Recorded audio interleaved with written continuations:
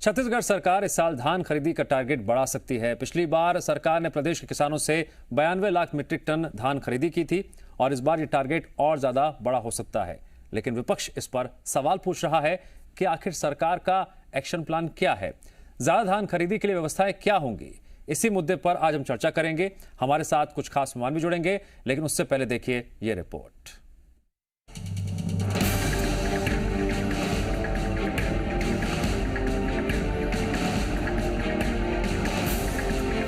छत्तीसगढ़ सरकार इस बार धान खरीदी का दायरा बढ़ाने की कार्य योजना तैयार कर रही है। पिछले साल की तुलना में समय से पहले और पिछली बार की सीमा से ज्यादा धान खरीदी पर विचार किया जा रहा है। धान खरीदी के लिए बनी मंत्रिमंडलीय उप समिति की बैठक में इस पर चर्चा की गई। बैठक के बाद खाद्य मंत्री ने बताया, धान खरीदी के साथ ही बारदाने की कमी दूर करने को लेकर भी अभी से प्रयास शुरू कर दिए गए हैं। राज्य सरकार ने केंद्र से बारदानों के 2 लाख गठान की मांग की है। छत्तीसगढ़ सरकार ने पिछले साल 20,53,483 किसानों से 92 लाख मीट्रिक टन धान खरीदी की थी। दायरा बढ़ने पर इस साल कितना धान खरीदा जाएगा, इसको लेकर अभी आंकड़ा सामने आना बाकी है। लक्ष्य अभी तो जिस ढंग से अभी बरसात हो रही है और जिस ढंग से पंजीयन हो रहा है, ये अभी अंतिम लक्ष्य तो तय नहीं है, लेकिन अनुमान है कि जो पिछला हम लोग खरीदे थे उससे भी आगे हो। वहीं सरकार के इस फैसले पर बीजेपी ने पलटवार करते हुए आरोप लगाया, सरकार सिर्फ योजना बनाना जानती है, अमल करना नहीं। सरकार के पास कोई एक्शन प्लान नहीं है। पिछली बार भी धान इन्होंने कम खरीदा। 10 लाख मीट्रिक टन धान किसानों के खेतों में या किसानों के घरों में था, वो जबकि इनका वादा था पूरा का पूरा धान खरीदेंगे। तो निश्चित रूप से पूरा का पूरा धान खरीदना चाहिए। और आज भी सड़कों पे धान और सोसाइटियों में धान सड़ रहा है। अब वो हाथियों को खिलाने की बात कर रही, क्या हाथी सड़ा हुआ धान खाते हैं क्या? पिछले साल कहीं धान सड़ गया, कहीं महंगा धान सस्ते में बेच दिया और कई जगह अभी भी सोसाइटियों में धान पड़ा पड़ा सड़ने और बर्बाद होने की कगार पर है। अब सवाल ये है, पिछले साल के मुकाबले ज्यादा धान खरीदे जाने पर अतिरिक्त धान को बद इंतजामी और बर्बाद होने से बचाने के लिए सरकार क्या क्या कदम उठाएगी? सरकार का एक्शन प्लान क्या है? और क्या पूरी तैयारी वक्त से पहले पूरी हो जाएगी या फिर आरोप प्रत्यारोप के बीच छत्तीसगढ़ में धान पर सियासत यूं ही जारी रहेगी? रजनी ठाकुर के साथ ब्यूरो रिपोर्ट, जी मीडिया, रायपुर। तो चलिए, अपने आप में बहुत महत्वपूर्ण मुद्दा है ये। आखिरकार सरकार का क्या रोडमैप है, क्या रणनीति है और विपक्ष इस पर सवाल क्यों खड़े कर रहा है? आज इसी मुद्दे पर हम चर्चा शुरू करने जा रहे हैं। हमारे साथ खास मेहमान जुड़ेंगे। इस वक्त हमारे साथ कांग्रेस नेता अमित श्रीवास्तव जी जुड़ने जा रहे हैं। अमित श्रीवास्तव जी, मैं आपका स्वागत करता हूं। और सबसे पहला सवाल मेरा आपसे यह है कि पिछले साल आपने 92 लाख मीट्रिक टन धान खरीदा, एक अच्छी बात है, लेकिन अभी हाल ही में विधानसभा में ध्यान आकर्षण के दौरान मंत्री जी ने जो आंकड़ा पेश किया था उसके मुताबिक 16 लाख टन का उठाव होना अभी बाकी है। तो ये आंकड़े इस चिंता में डाल देते हैं कि अगर अतिरिक्त धान खरीदा जाएगा, उसे बर्बादी से बचाने के लिए क्या कारगर कदम उठा पाएंगे सरकार? क्योंकि पिछले साल यूं कहें कि कहीं ना कहीं केंद्र बनाम राज्य सरकार के बीच भी तकरार देखने को मिली थी। देखिए, आपने अभी कहा कि पिछले वर्ष हमने 92 लाख मीट्रिक टन धान खरीदा था। मैं आपको बता दूं, आप बहुत वरिष्ठ पत्रकार हैं और मैं आपको बताना चाहता हूं कि जब से हमारी सरकार आई है तब से हम लगातार, अगर आप देखेंगे तो 18-19 में 80.37 मीट्रिक टन, उसके बाद 19-20 में 83.94 और पिछले साल 92 लाख मीट्रिक टन धान हमने खरीदी की।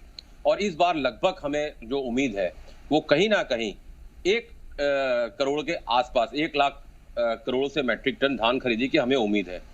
और रही बात आपने जो कहा कि जो ध्यान आकर्षण के मार्फत जो आंसर आया था कि 16 लाख मीट्रिक टन धान बर्बाद हो रहा है, मैं आपको बता दूं, कहीं ना कहीं आप देखिए, मैं मुद्दा बहुत संवेदनशील है, मैं इस पर राजनीति नहीं करना चाहता था, लेकिन मुझे फैक्ट आपके समक्ष रखना पड़ेगा। देखिए, पिछले बार भी केंद्र सरकार ने 60 लाख मीट्रिक टन धान लेने की बात स्वीकारी थी, लेकिन बाद में उन्होंने 24 लाख कर दिया। 15 साल इस प्रदेश में सरकार रही, ना तो धान रखने की कोई व्यवस्था की गई, ना चबूतरे बनाए ना गए। और अगर मुझसे पूछेंगे तो मुझे ऐसा लगता है कि कहीं ना कहीं किसान विरोधी ये सरकार है जो भाजपा की सरकार है, चाहे केंद्र में हो चाहे पूर्ववर्ती जो सरकार हो। आप देखिए, लगातार 3, 8 और 13 जो वादे इन्होंने किसानों से किए थे वो फुलफिल नहीं किए। हमने जो वादे किए थे, लगातार हमने जो वादे किए हमने निभाए। चाहे कृषि ऋण माफ हो, 17,82,000 किसानों का 9,000 करोड़ रुपए हमने माफ किया। उसी प्रकार 17 लाख से ज्यादा किसानों का हमने सिंचाई कर माफ किया। उसी प्रकार अगर आप देखेंगे तो 5 लाख से अधिक किसानों का निःशुल्क जो बिजली प्रदाय हम करते थे, उसमें 900 करोड़ रुपए की जो राहत हम लगातार किसानों को दे रहे हैं। और जब आप देखिए कि हम किसानों का जी अमित जी, आपने बहुत कुछ किया, कदम उठाए, इस बात से कोई मैं इनकार नहीं कर रहा हूं, लेकिन जो आंकड़ा आपकी सरकार के माध्यम से सामने आया है धान के उठाव को लेकर, वो भी एक प्रमुख मुद्दा है, उस पर मैं फिर से आऊंगा। लेकिन हमारे साथ पूर्व विधायक बीजेपी के श्रीचंद सुंदरानी भी जुड़ गए हैं, उनसे भी जरा सवाल जवाब कर लेते हैं। जी सुंदरानी जी, साल दर साल छत्तीसगढ़ में धान का रकबा बढ़ रहा है, उत्पादन बढ़ रहा है।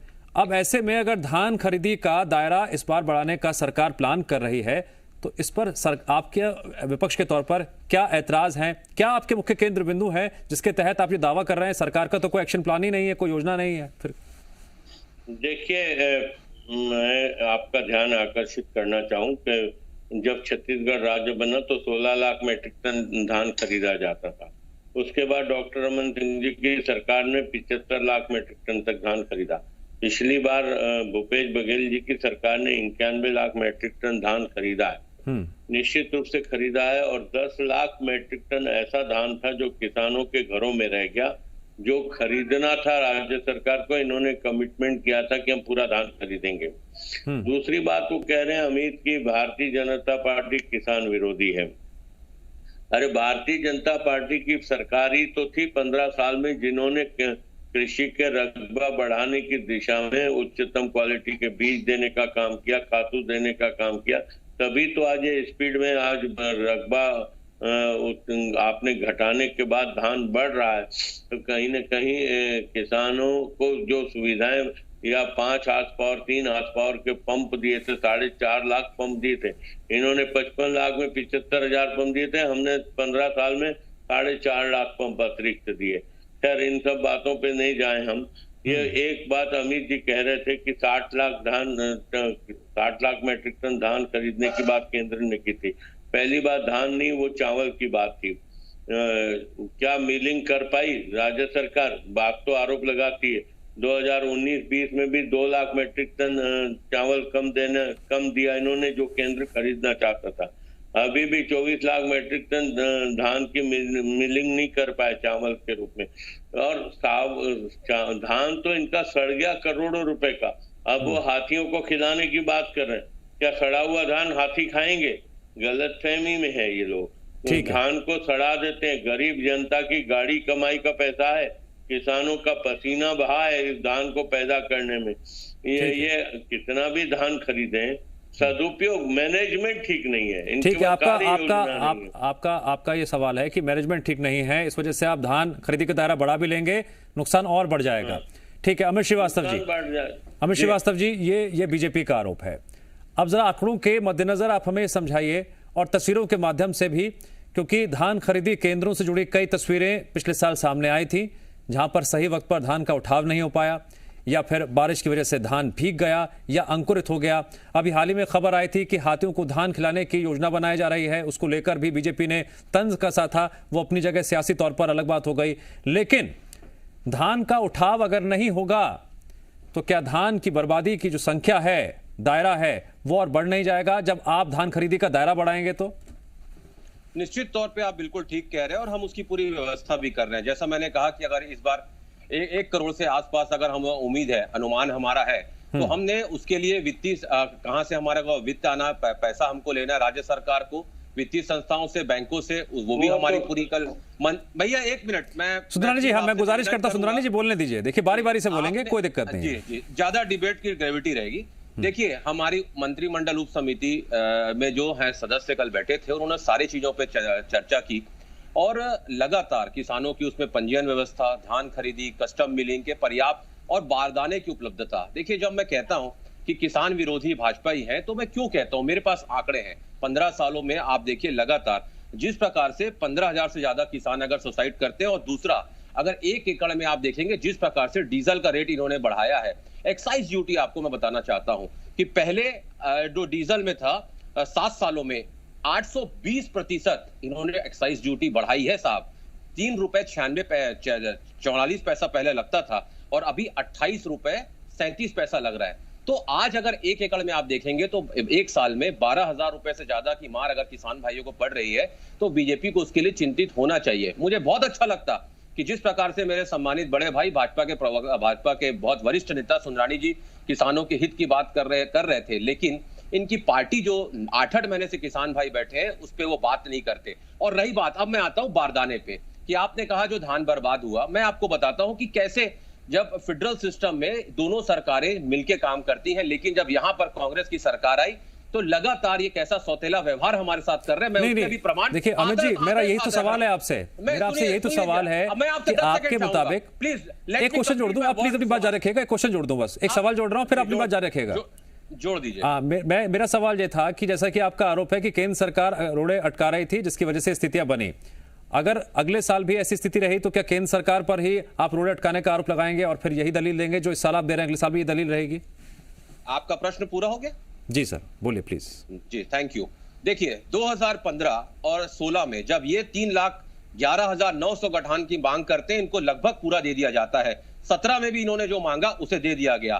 17-18 में भी जो इन्होंने मांगा 1,92,492 इनको दे दिया गया। अब साहब सरकार हमारी आती है और एक अद्भुत मैं आपको बात बताना चाहता हूं कि जब हमारी सरकार आती है और हम इनसे जो भी गठाने की मांग करते हैं उसका एडवांस पैसा देते हैं, 3.5 लाख मांगते हैं और ये हमको देते हैं कितना, 1,45,000। और इसी साल और हम अपने कोशिश से इस बार भी हमने 5,25,000 की मांग की है और ये दे कितना रहे, 1.77 लाख, मतलब 1.25 लाख बारदाने। तो ये लगातार ये सौतेला व्यवहार ये करते हैं। लेकिन आपने ठीक कहा कि हम जो धान खरीदी कर रहे हैं हम अपनी व्यवस्था से कर रहे हैं। इन्होंने लगातार 2-3 सालों से हर चीज में रोड़े अटकाने का प्रयास किया और हम समर्थन मूल्य ना दे पाए, उसके लिए बहुत रोड़े इन्होंने अटकाए। हमने राजीव गांधी न्याय योजना के तहत हम लाए और 19 लाख किसानों को लगभग 5,750 करोड़ रुपए हम अभी तक दे चुके हैं और इस साल भी उनके खाते में डायरेक्ट पैसा जा रहा है। और लगातार मैं एक ही चीज कहना चाहता हूं कि भाजपा के जो नेता भी भैया कह रहे थे, भैया आपने सब कुछ, मैं आपकी सारी बातें एग्री करने के लिए तैयार हूं, लेकिन जब केंद्र अगर 60 लाख मेट्रिक टन का वादा करता है और 24 लाख ही उठाता है, एक भी भाजपा का नेता, 14 विधायक, 9 सांसद, 2 राज्यसभा मेंबर और एक राष्ट्रीय उपाध्यक्ष या कोई भी प्रधानमंत्री, खाद्य मंत्री या किसी और भाजपा नेता को पत्र लिखते हैं क्या? ये दर्शाता है कि आप भाजपा के नेता कितने संवेदनहीन हैं, ये दर्शाता है। मैं यही कह रहा हूं, छत्तीसगढ़ के मुद्दे पे हमें एक होना चाहिए, किसानों के मुद्दे पे हमें एक होना चाहिए। सुंदरानी जी, कांग्रेस का आरोप है कि आप संवेदनहीनता दिखाते हैं किसानों के मुद्दे पर। बीजेपी पर यह भी आरोप लग रहे हैं कि क्या आगे भी आप रोड़े अटकाते रहेंगे या फिर किसानों के भले के लिए सहभागिता दिखाएंगे और साथ साथ खड़े होंगे? देखिए, इन्होंने अमित जी ने 16-17 तक तो गिना दिया, 17-18 तक भी गिना दिया बारदानों की बात, 18-19 का नहीं गिना है, जबकि 18-19 में जितने बारदाने मांगे दिए गए, 19-20 में भी दिए गए। लेकिन जैसे सुनिए अभी जी, मैंने आपको सुना पूरा ध्यान से, मेरी बात सुनिए, आप पूरी बात सुनने की आदत डालो आप। मैंने आपकी बात को पूरा सुना है अमित, बिल्कुल सुना है, प्यार से सुना है आपकी बात को। कोरोना महामारी के चलते बंगाल की, कलकत्ता की जूट मिलें बंद हुई। उन्होंने इनको 6 महीना पहले बता दिया था कि इस बार हम बारदाने नहीं दे पाएंगे, जितनी आप डिमांड कर रहे हो उतनी, क्योंकि हमारे पास प्रोडक्शन बंद है कोरोना महामारी के चलते। 6 महीने का वक्त इनको मिला, हाथ पे हाथ धरे बैठी रही। दिसंबर में जब सरकार ने धान खरीदना चालू किया तब इन्होंने बाजार से पुराने बारदाने इकट्ठे करना चालू किया।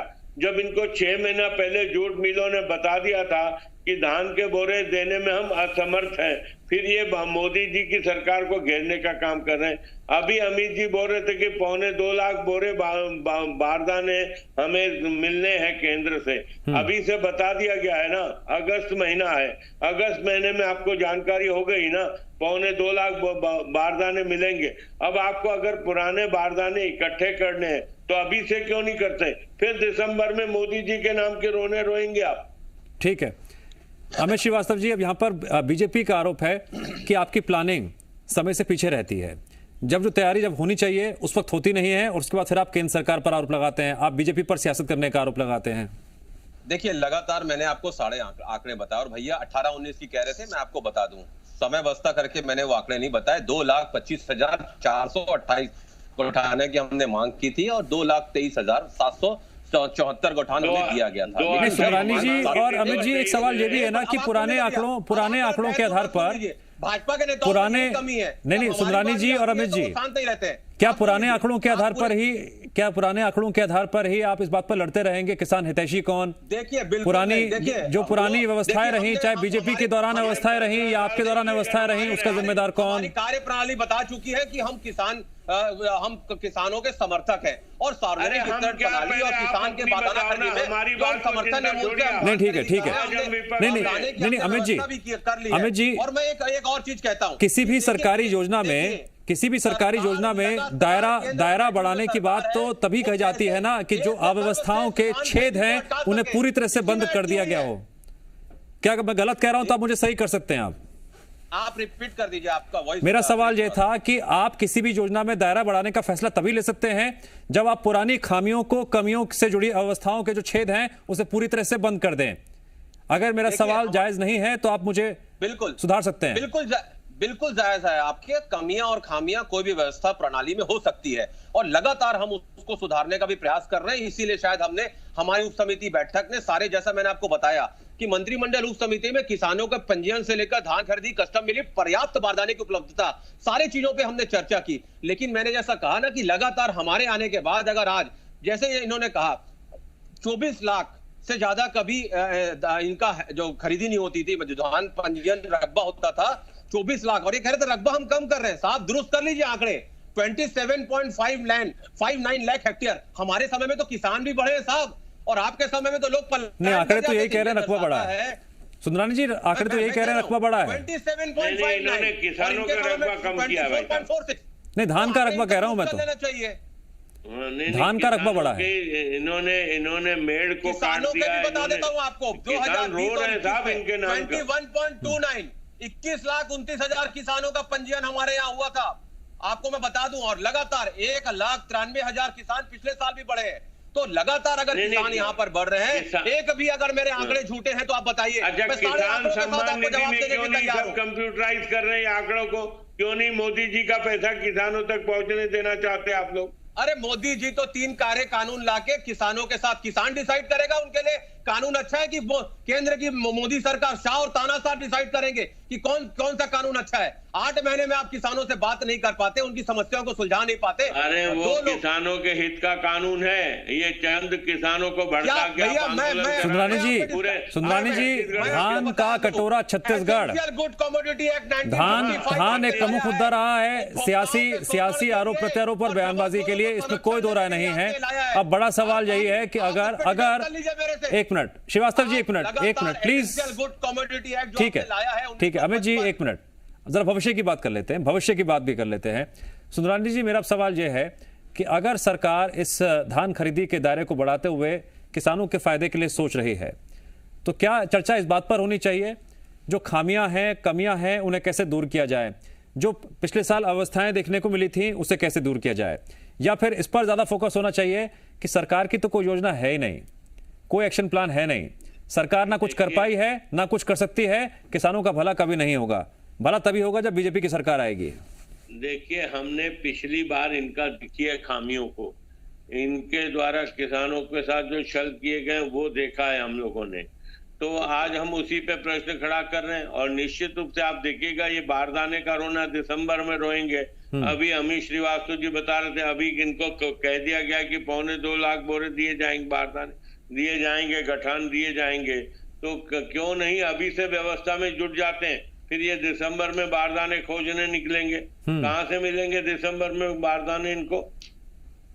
ठीक है सुंदरानी जी की इस बात में अमित जी अब वजन है कुछ, वो आपको सुझाव दे रहे हैं जो, या इसे आप सियासी तौर पर ही परिभाषित करेंगे?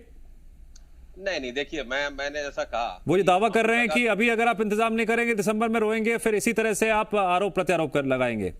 देखिए अगर हम रोते तो लगातार रिकॉर्ड, हर साल हम रिकॉर्ड ब्रेक कर रहे हैं धान खरीदी का। बीजेपी के कार्यकाल में कितने धान खरीदी जाती थी नहीं, लेकिन अमित जी ये भी तो एक समस्या है ना, धान का उठाव का जो आंकड़ा मैंने आपको कार्यक्रम शुरू बताया था जो, देखिए आप यहाँ 2 तो साल, सुंदरानी जी से 2.5 पहले साल में पूछ लीजिए। 36 नहीं, सुंदरानी जी सवाल में प्लीज, जवाब दे सुंदरानी जी देखिए, बहुत प्रमुख प्लीज। देखिए, हाँ, thank बोलिए you। बोलिए, श्रीवास्तव। देखिए, सार्वजनिक वितरण प्रणाली और किसानों से बारदाना खरीद के हमने पिछले बार भी जो समर्थन मूल्य पर हमने जो धान खरीदी की थी और बारदाने की व्यवस्था भी हमारे द्वारा की गई थी। इसके मद्देनजर मैंने आपको बता दूं कि केंद्रीय एजेंसियों से जो हमको बारदाने की व्यवस्था होती है, उसके साथ ही स्थानीय स्तर पर अतिरिक्त बारदानों की व्यवस्था करने का निर्णय हमारी सरकार ने लिया है और लगातार हम अपनी व्यवस्था से करते हैं। और अगर रिकॉर्ड तोड़ हर साल धान खरीदी हो रही है हमारे प्रदेश में, अगर किसान बढ़ रहे हैं तो भाजपाइयों को तो खुश होना चाहिए कि जो काम हम 15 साल में नहीं कर पाए। अब ये देखना अहम होगा कि धान खरीदी का दायरा अगर बढ़ा जाता है तो क्या इससे जनता का हित होगा या फिर सियासत का हित होगा, ये तो खैर आने वाला वक्त ही बताएगा। बहरहाल सुंदरानी जी और अमित श्रीवास्तव जी, फिलहाल इस चर्चा में जुड़ने के लिए आप दोनों का शुक्रिया।